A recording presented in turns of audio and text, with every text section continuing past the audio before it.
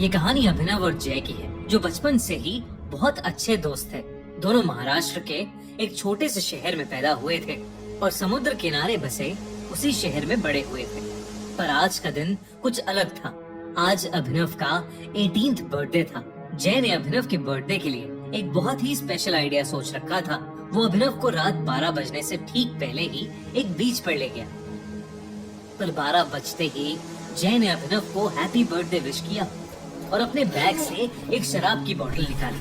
अभिनव वो बोतल देखकर थोड़ा चौंक गया। आज से पहले उन दोनों में से किसी ने कभी शराब को हाथ तक नहीं लगाया था। जय ने अभिनव से कहा कि ये उसकी बर्थडे सेलिब्रेशन का ही एक हिस्सा है। अभिनव भी अपनी लाइफ में एक नया एक्सपीरियंस लेना चाहता था, इसलिए उसने जय की बात झट से मान ली। वो दोनों समुद्र के किनारे काफी देर तक बैठकर शराब पीते रहे। कुछ देर बाद जय को जोर से टॉयलेट आ गया। वो उठकर एक पेड़ के पास टॉयलेट करने चला गया, लेकिन नशे में धुत जय ने ये देखा ही नहीं कि वो पेड़ कोई आम पेड़ नहीं, बल्कि एक पीपल का पेड़ था। टॉयलेट करते हुए अचानक से जय के सर पर एक पत्थर आ पड़ा। जय ने पेड़ की तरफ सर उठाकर देखा तो उसे वहां कोई नहीं दिखा। इतने में अभिनव भी उस पेड़ के पास आ गया। उसके हाथ में एक खाली बोतल थी और उसने मजाक में उस बोतल को जोर से जय के पास फेंका। वो बोतल सीधा उस पीपल के पेड़ पर जा लगी और उसके टुकड़े टुकड़े हो गए। पर उस बोतल के पेड़ पर लगते ही एक अजीब सी आवाज आई। ऐसी आवाज जैसे कोई जानवर गुस्से में गुर्रा रहा हो। 1 मिनट के लिए अभिनव और जय दोनों ही शांत हो गए, लेकिन कुछ ही पलों बाद वो आवाज आना बंद हो गई। तभी अचानक से जय ने नीचे पड़े टूटे हुए कांच के टुकड़ों में से एक पीस उठाया और उस पेड़ के तने पर कांच के टुकड़े से अपने और अभिनव के नाम के फर्स्ट लेटर्स लिख दिए, AJ।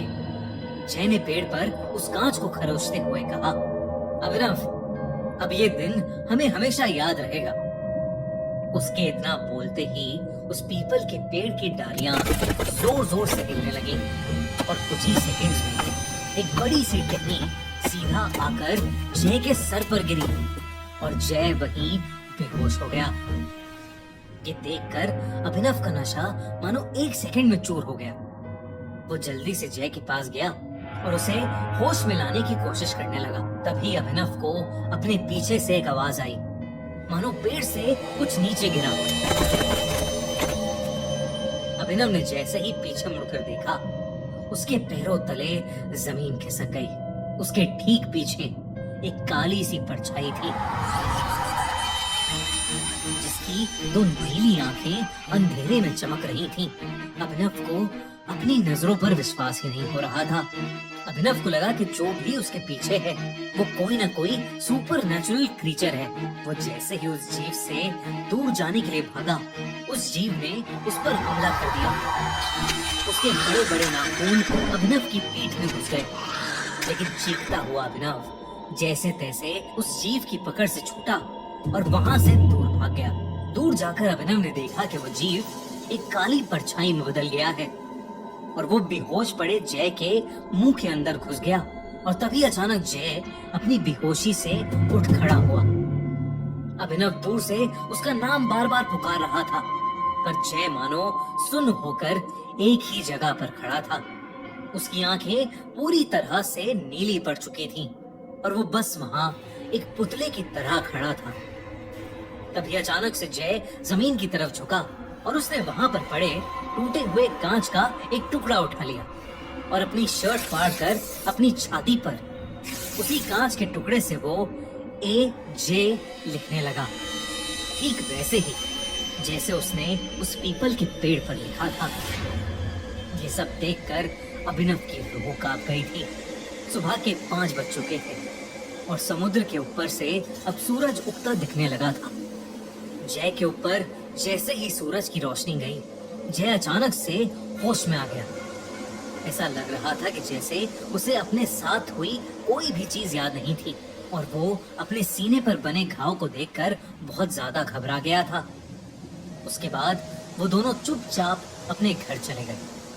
उस दिन शाम होते ही जय की तबीयत खराब होने लगी। जय अपने बिस्तर पर लेट तो गया, पर उसे बिल्कुल भी नींद नहीं आ रही थी। उसके दिमाग से उस जीव की शक्ल निकल ही नहीं रही थी। तभी जय को अपने कमरे से किसी के गुर्राने की आवाज आई। आवाज ठीक वैसे ही थी जैसी उन्हें कल उस पेड़ के पास से आ रही थी। जय इतना घबरा गया कि उसने डर के मारे अपनी आंखें बंद कर ली और चादर को अपने मुंह पर चढ़ा लिया। कुछ ही पलों बाद वो आवाज आना बंद हो गई और कमरे में एक सन्नाटा हो गया। जय का डर थोड़ा कम हुआ तो उसने अपने चेहरे से उस चादर को हटा लिया, लेकिन जैसे ही चादर को हटाकर जय ने अपनी आंखें खोली तो उसके दिल की धड़कनें लगभग रुक ही गईं। उसके कमरे की छत पर वही जीव बैठा था, लेकिन इस बार उसका खौफनाक चेहरा साफ साफ दिख रहा था। वो जीव एक भयानक राक्षस की तरह दिख रहा था। उसकी चमड़ी बिल्कुल पेड़ के तने जैसी थी और उसका चेहरा बिल्कुल एक छोटे बच्चे जैसा था। इससे पहले कि जय कुछ कर पाता, उस भयानक राक्षस ने जय पर अटैक कर दिया। उधर अभिनव बहुत घबराया हुआ था।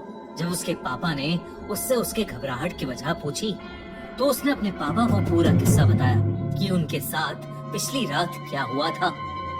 अभिनव के पापा शहर के मारे जाने वाले पंडित थे, लेकिन अभिनव की बात सुनकर उनका दिल दहल उठा।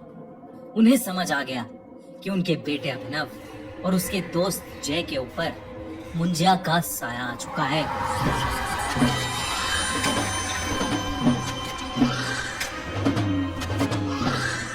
उन्हें बताया कि मुंजिया एक ऐसा असुर है जो एक बार पीछे पड़ जाए तो पीढ़ियों तक पीछा नहीं छोड़ता।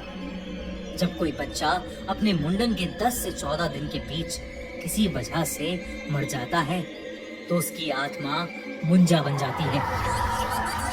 मुंजा एक गुस्से से भरे बच्चे की तरह होता है और पीपल के पेड़ पर रहता है, और अगर कोई उस पीपल के पेड़ से छेड़खानी करे तो वो उस इंसान के पीछे पड़ जाता है।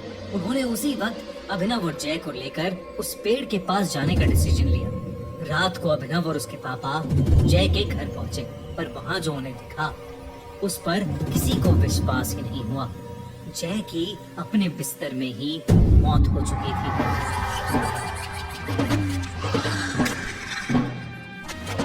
उसके चेहरे पर ऐसा एक्सप्रेशन था मानो मरने से पहले उसने अपनी मौत को करीब से देखा हो। अभिनव के पिता ये देखकर चिंता में आ गए। वो अभिनव को लेकर फौरन उस पीपल के पेड़ के पास पहुंचे और अभिनव के पिता ने उसी समय उस पेड़ के सामने एक छोटी सी पूजा करके उस मुंजा से हाथ जोड़कर माफी मांगी। वो कई घंटों तक पूजा करते रहे और उस मुंजा से माफी मांगते रहे।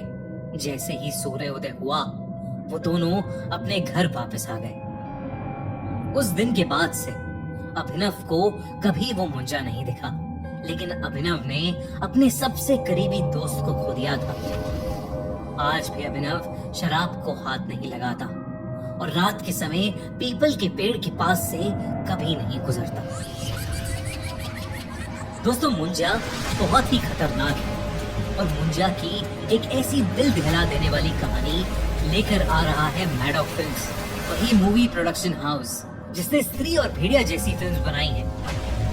एक यंग लड़का बिट्टू जब अपने गांव जाता है तो उसे अपनी फैमिली के एक सीक्रेट के बारे में पता चलता है और तब उसका सामना होता है एक बदले से भरे मुंजिया से। क्या बिट्टू मुंजिया से अपने प्यार और अपने आप को बचा पाएगा? क्या वो अपनी फैमिली को उस भयानक मुंजिया से प्रोटेक्ट कर पाएगा? जानने के लिए देखिए मुंजिया 7 जून